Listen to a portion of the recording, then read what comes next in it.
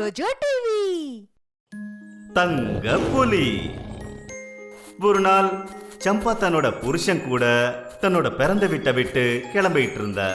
ரொம்ப நாளைக்கு அப்புறமா அவளோட புருஷன் அவளை தன்னோட வீட்டுக்கு கூட்டிட்டு போக வந்திருந்தாரு. போய்கிட்டே இருக்க இருட்டாகிறதுக்கு இருந்தது. சம்பாவோட புருஷன் அவகிட்ட சொன்னாரு, இங்க பாரு சம்பா, இப்ப இருட்டாக போகுது. நம்ம வீடு இன்னும் ரொம்ப தூரத்துல இருக்கு. இன்னைக்கு இந்த பக்கம் எந்த ஒரு வண்டியையும் காணோம். நம்ம ஏன் காட்டு பாதையில போக கூடாது?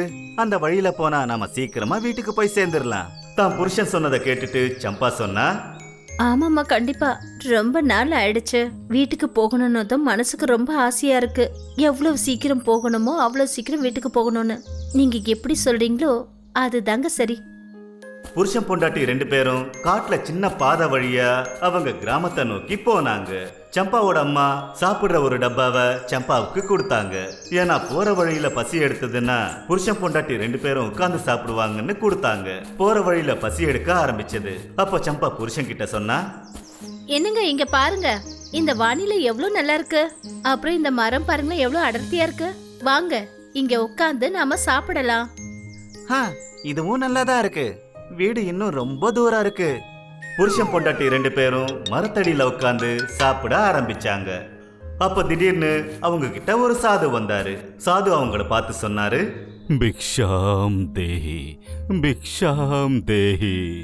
சம்பா அதிர்ச்சியான, அவளுக்கு ரொம்பவே பசியா இருந்தது. ஐயா, நீங்க இந்த சாப்பாடு சாப்பிடுவீங்களா? எங்க அம்மா எனக்கு ரொம்ப ஆசையா செஞ்சு கொடுத்தாங்க. அப்புறம் இங்க பாருங்க, இங்க லட்டுவும் இருக்கு. பிக்ஷாம் தேஹி. அந்த சாது ரொம்ப சந்தோஷத்தோட அவ கொடுத்த உணவை சாப்பிட்டாரு. அப்புறம் சம்பாவை ஆசீர்வாதம் பண்ணாரு. மகளே, நீ எங்க போற? நாங்க எங்க வீட்டுக்கு போயிட்டு இருக்கோம்.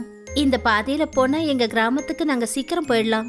என் புருஷன் தான் சொன்னாரு நம்ம ஏன் இந்த பாதையில போக கூடாதுன்னு. நீங்க எடுத்த முடிவு சரி கிடையாது. இந்த பயங்கரமான காட்டுக்குள்ள நிறைய புலிகள் இருக்கு. இருந்தாலும் பரவாயில்ல, இன்னைக்கு ரொம்ப நாள் கழிச்சு நான் சாப்பிட்டு இருக்கேன். இங்க எந்த மனிதர்களும் வந்து போறதில்ல. அதனால பிக்ஷை எடுக்காம என்னால சாப்பிட முடியல. இன்னைக்கு நான் உங்களுக்கு வரத்தை கொடுக்கறேன். அதாவது உன்னோட முந்தான எந்த புலி மேல பட்டாலும் அது தங்கமா மாறிடும். உனக்கு எந்த ஒரு கஷ்டத்தையும் கொடுக்காது. சம்பாவும் அவளோட புருஷனும் சாதுவை வணங்கினாங்க. அப்புறம் அவங்க வீட்டை நோக்கி போனாங்க. திடீர்னு அவங்க கிராமத்துக்கு போய் சேரதான் இருந்தாங்க. ஒரு புலி அவங்க முன்னாடி வந்து நின்னுடுச்சு. அந்த புலி சம்பாவோட புருஷனை தாக்கிடுச்சு. சம்பா ரொம்பவே பயந்து போயிட்டா. அப்பதான் அவளுக்கு சாது சொன்ன விஷயம் ஞாபகம் வந்தது. உடனே அவளோட முந்தானைய அந்த புலி மேல போட்டா.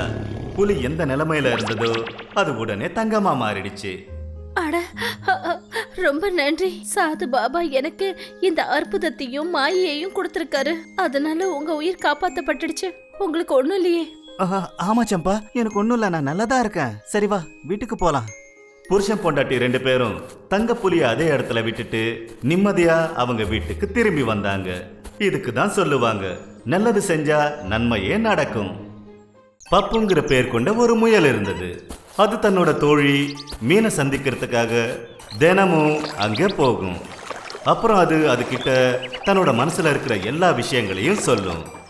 ஒரு நாள் முயல் தன்னோட மீனை பார்க்கறதுக்காக போய்கிட்டு இருக்கும்போது வழியில வந்த யானை அதுகிட்ட என்ன சொல்லிச்சுன்னா, ஆமா பப்பு, நீ எங்க போயிட்டு இருக்க?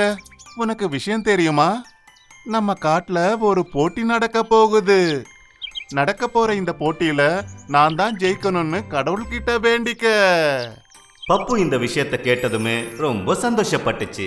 அப்புறம் சொல்லிச்சு, நிச்சயமா, வாழ்த்துக்கள். பப்பு தன்னோட ஃப்ரெண்டை பார்க்கறதுக்கு புறப்பட்டுச்சு. அப்பதான் வழியில நரி பார்த்துச்சு. அட அட, நில்லு நில்லு நில்லு பாப்பு.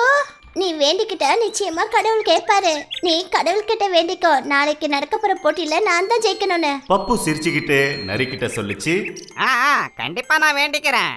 இப்படி சொல்லிக்கிட்டே பப்பு முன்னாடி நடந்து போயிட்டு இருந்தது. போற வழியில அது நிறைய மிருகங்களை பார்த்தது. ஆனா எல்லாருமே தான் ஜெயிக்கணுங்கிற விஷயத்த பப்பு கிட்ட சொன்னாங்க. ஆனா அவங்கள யாருமே பப்பு எதுக்காக இந்த போட்டியில கலந்துக்கலங்கிற விஷயத்த கேட்கவே இல்லை. அதை நினைச்சு பப்புவுக்கு கவலை ஆயிடுச்சு. அது தன்னோட ஃப்ரெண்டு மீனை பார்த்ததுமே தேம்பி தேம்பி அழ ஆரம்பிச்சது.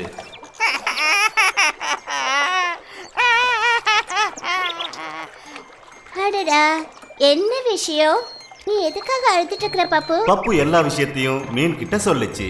யாருமே நான் ஜெயிப்பேன்னு நினைக்கல. அதனாலதான் எல்லாருமே அவங்க ஜெயிக்கிறத பத்தி பேசுறாங்க. எனக்கு அந்த போட்டியில கலந்துக்க விருப்பமா இல்லையாங்கிறத கூட கேட்க மாட்டேங்கிறாங்க. எல்லாருமே சுயநலமா இருக்காங்க. இந்த காட்டுல எனக்கு யாருமே நண்பர்கள் இல்ல. யாருக்கிட்டயும் பேச மாட்டேனா. யாருமே எனக்கு நண்பர்கள் இல்ல. அடடா, கொஞ்சம் அமைதியா இரு. இவ்வளோ கோவப்படுறது நல்லது இல்ல பாப்பு. இங்க பாரு, உனக்குள்ள இருக்கிற திறமைய நீ நிச்சயமா புரிஞ்சுக்கிட்டே ஆகணும். உன்னால ஜெயிக்க முடியும் நீ நினைக்கிறியா? என்னால கண்டிப்பா ஜெயிக்க முடியும். அப்படி உனக்கு தோணுதுன்னா மத்தவங்க பேச்சுல நீ எதுக்காக கவனத்தை செலுத்துற? அப்புறம் எதுக்காக அழற? நீ அந்த போட்டியில கலந்துக்கிறத யாராலையும் தடுக்க முடியாது. நீ ஜெயிக்கிறதையும் தடுக்க முடியாது. நான் சொல்றேன், நீ நாளைக்கு நடக்க போற போட்டியில கலந்துக்க. சிங்கத்துக்கிட்ட போய் பேசு. அப்புறம் உனக்காக நான் கடவுள்கிட்ட வேண்டிக்கிறேன். பார்த்துக்கிட்டே இரு, நீ நிச்சயமா ஜெயிப்ப. மீன் எல்லாத்தையும் புரிய வச்சதுக்கு அப்புறம் பப்புக்கு ரொம்ப சந்தோஷமாயிடுச்சு. பப்பு போய் ராஜசிங்கத்துக்கிட்ட இது விஷயமா பேசிச்சு. ராஜா சார், நான் இந்த போட்டியில கலந்துக்கிறேன்னு ஆசைப்படுறேன். தாராளமா. ராஜசிங்கம் இப்படி சொன்ன உடனே பப்புவுக்கு மூச்சு வந்தது. அது அந்த போட்டியில கலந்துக்குச்சு. அப்புறம் எல்லாருமே இந்த போட்டியில பப்பு எப்படி கலந்துக்கிறான்னு ஆச்சரியப்பட்டாங்க. அவங்க எல்லாரும் பப்பு கலந்துக்கிறத பார்த்து ஆச்சரியப்பட்டாங்களே தவிர யாருமே ஓடுறதுல கவனத்தை செலுத்தல.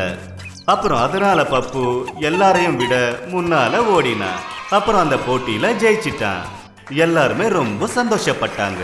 பப்பு தன்னோட டிராஃபியை எடுத்துக்கிட்டு தன்னோட ஃப்ரெண்டை பார்த்து என்ன சொல்லிச்சுன்னா, எனக்குள்ள இருக்கிற திறமைய வெளிக்கொண்டு வந்ததுக்கு காரணம் என்னோட ஃப்ரெண்டு தான். ரொம்ப நன்றி நண்பா. அப்புறம் எனக்கான உன்னோட வேண்டுதல் நிறைவேறிடுச்சு. சாப்பாட்டு பறவை. சுன்முன்னுங்கிற பேர் கொண்ட ஒரு பறவை காட்டுக்குள்ள வாழ்ந்து வந்தது. அதுக்கு வண்ணமயமான அழகான ரெக்கைகள் இருந்தது. எல்லாருக்கும் அதை பார்த்தா ரொம்ப பிடிக்கும். எல்லாரும் அதுக்கு தானியங்களை கொண்டு வருவாங்க. ஏன்னா அதை சாப்பிட்டதும் அது சந்தோஷப்படும்னு. ஆனா சுன்முன் பறவைக்கு ஒரு மோசமான குணம் இருந்தது. அது எவ்வளவுதான் சாப்பிட்டாலும் அதோட வயிறு எப்பவும் நிறையாது. அதுக்கு எப்பவும் சாப்பிடுறதுன்னா ரொம்பவே பிடிக்கும். ஒரு நாள் சுன்முன் பறவை ரொம்ப நிம்மதியா ரோட்டோரத்தில் இருக்கிற ஒரு மரத்து மேல உட்கார்ந்து இருந்தது. அங்க அதுக்கு பக்கத்திலேயே அதோட தோழிகளும் உட்கார்ந்து இருந்தது. அப்புறம் எல்லாரும் பேசிக்கிட்டு இருந்தாங்க. சரி சொல்லு சுன்முன் பறவையே, என்ன நிலவரம்? நான் நல்லா இருக்கேன். நீ உன்னை பற்றி சொல்லு. ரொம்ப நாள் ஆயிடுச்சு, நகரத்துக்கு பயணம் செய்யவே இல்லை. எவ்வளோ நாளைக்கு தான் நாம் இந்த காட்டோரத்திலேயே இருக்கிறது? இந்த வாழ்க்கையில் ஒரு சந்தோஷமும் கிடையாது. நீ சொல்கிறது உண்மைதான். சரி, ஒரு நாளைக்கு வாங்க, நகரத்துக்கு போய் நாம் எல்லாரும் சுற்றிட்டு வருவோம். ஆனால் அங்கே போகிறதுக்கு எனக்கு ரொம்பவே பயமாக இருக்கு. சுன்முன் பறவையே, நகரத்துக்கு போகிற எல்லா வழிகளும் உனக்கு தெரியுமா? இல்லை, நான் ஒரு 2-3 தடவை என்னமோ போய் தான் இருக்கேன். ஆனால் அங்கே போகிறதுக்கான வழி எனக்கு சுத்தமாக ஞாபகம் இல்லை. நான் அங்கே போகும்போதெல்லாம் தொலைஞ்சு போயிடுவேன். அப்படியா? இப்ப அந்த பறவைகள் ஒருத்தர் கூட ஒருத்தர் பேசிக்கிட்டு இருந்தது. அப்ப திடீர்னு ஒரு பெரிய லாரி வந்து மரத்துக்கிட்ட வந்து நின்னுச்சு. அந்த லாரிக்குள்ள நிறைய தானியங்கள் நிறைஞ்சிருந்தது. கொஞ்ச நேரத்துல அந்த லாரி போக ஆரம்பிச்சது. 2 பறவைகளும் அதுங்க கண்களால ஒருத்தருக்கு ஒருத்தர் சைகை காட்டிக்கிச்சு. அப்புறம் அதுங்க 2ம் போய் லாரிக்கு மேல உட்கார்ந்துக்குச்சுங்க. அப்புறம் உடனே பெரிய பெரிய அழகான சுவையான தானியங்களை சாப்பிட ஆரம்பிச்சது. அடேங்கப்பா, இன்னைக்கு விருந்து சாப்பிட்ட மாதிரி இருக்கு. பாத்தியா அப்படியே ஃப்ரெஷ்ஷான தானியங்கள் இப்பதான் வயல்ல இருந்து பறிச்சு கொண்டு வந்த மாதிரி தெரியுது. சுன்முன், நீ சொல்றது முற்றிலும் உண்மைதான். சரி, சீக்கிரமா சாப்பிடு. பறந்து போவோம், இல்லைன்னா மறுபடியும் வழி மறந்து போயிடும். நகரத்துக்கு போற வழி நமக்கு தெரியவே தெரியாதே. சுன்முன்னோட தோழி அதுக்கு எத்தனையோ வாட்டி சொல்லி பார்த்துச்சு. சுன்முன், போதும் நிறுத்த. ரொம்ப நிறையவே சாப்பிட்டுட்ட. மறுபடியும் காட்டுக்குள்ளே போவோம் வா, இல்லைன்னா வழி தெரியாம தத்தளிப்போம். ஆனா சுன்முன் சாப்பிடுறதுல ரொம்ப ஆர்வமா இருந்தது. அதோட தோழி என்ன சொல்லிச்சுங்கிற விஷயத்தையே அது மறந்து போயிடுச்சு. கொஞ்ச நேரத்துக்கு அப்புறம் அதோட தோழி பறந்து போய் மரத்து மேல ஏறி உட்காந்துக்குச்சு. ஆனா சுன்முன் பறவையோ அது தன்னோட வழிய மறந்துருச்சு.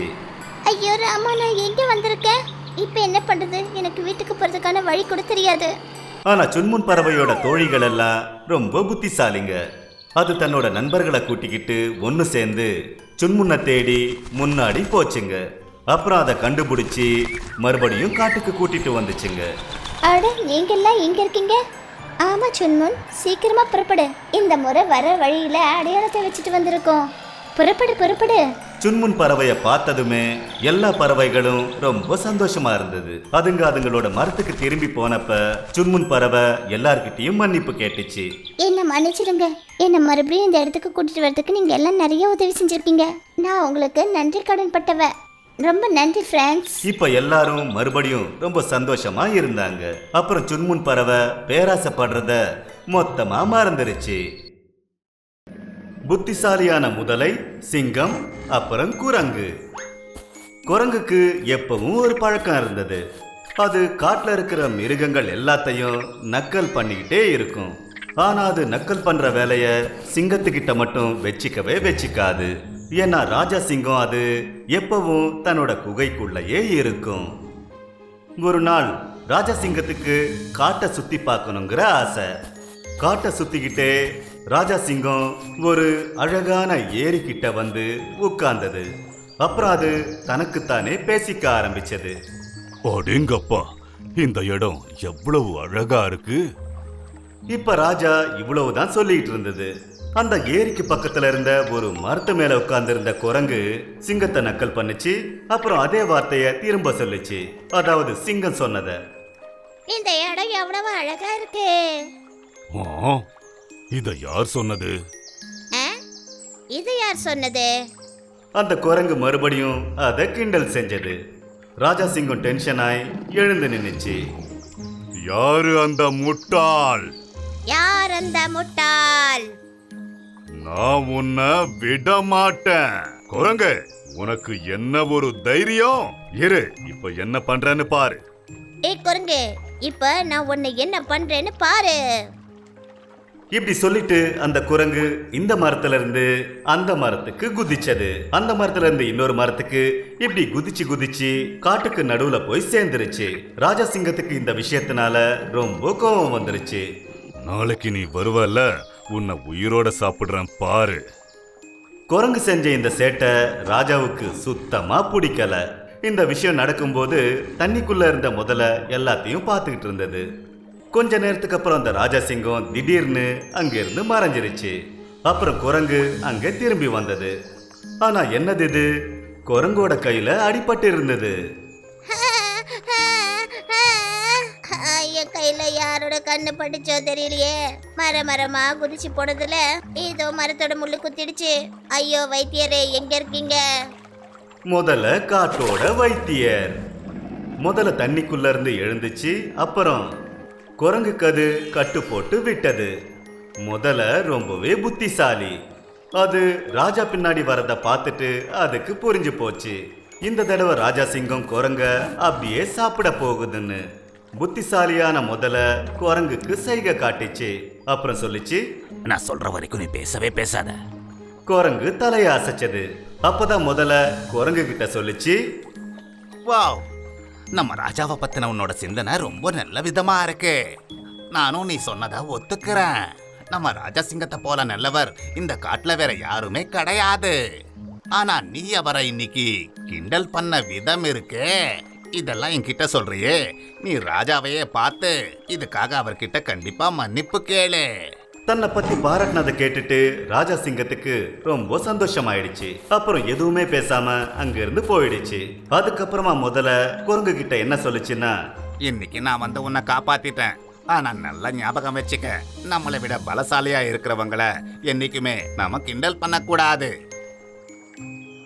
குரங்குக்கு தன்னோட தவறு புரிஞ்சு போச்சு. அப்புறம் அது தன்னோட வீட்டுக்கு பாதுகாப்பா போச்சு. மேங்கோங்கிற பேர் கொண்ட ஒரு பெரிய யானை. அது நடந்து போகும்போது ரொம்ப ஜாலியா என்ஜாய் பண்ணி போகும். சில சமயம் அது தும்பிக்கையை அசைக்கும், சில சமயம் வாலாட்டிக்கிட்டே போகும். அது ஆடிக்கிட்டே ஓடிக்கிட்டே மொத்த காட்டையும் அது சுத்தி வரும். அதோட காலுக்கடியில சின்ன சின்ன ஜீவராசிங்க எப்போ மாட்டும்னு இந்த விஷயத்தை பத்தி அதுக்கு முழுமையா தெரியாது. ஒரு நாள் எறும்புங்கெல்லாம் சேர்ந்து ஒரு கூட்டம் போட்டுச்சுங்க. இங்க பாருங்க தங்கச்சிங்களா, இந்த மேங்கோ யானை இருக்குல்ல, அது நம்ம வீட்டை உடைக்கிறது அதுக்கு தெரியவே மாட்டேங்குது. அதனால நம்ம புது வீடு கட்ட வேண்டியதா இருக்கு. இன்னைக்கு நாம அதுகிட்ட பேசியே ஆகணும். என் கூட வாங்க. 2 எறும்பு ராணிங்க போய் மேங்கோ கிட்ட பேசினாங்க. மேங்கோ ரொம்ப சந்தோஷத்துல மரத்தடியில ஓய்வு எடுத்துக்கிட்டு இருந்தது. எப்படி இருக்கிற மேங்கோ யானை? யார் அது? உனக்கு என்ன வேலை இருக்கு?